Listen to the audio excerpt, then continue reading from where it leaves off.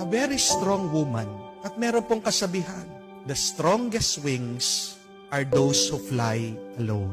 Ang ganda po, no?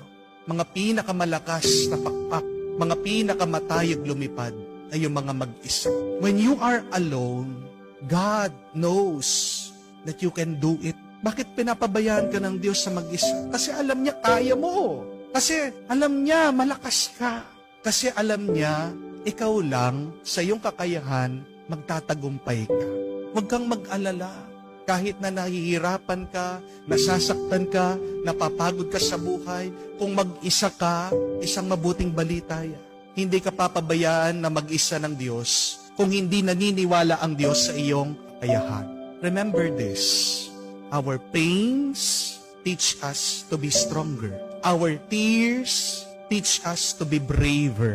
And our broken hearts teach us to be wiser.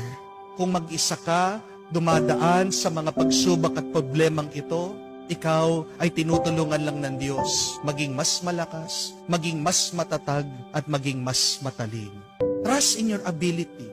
Trust in yourself. Magtiwala ka sa sarili mo dahil nagtitiwala ang Diyos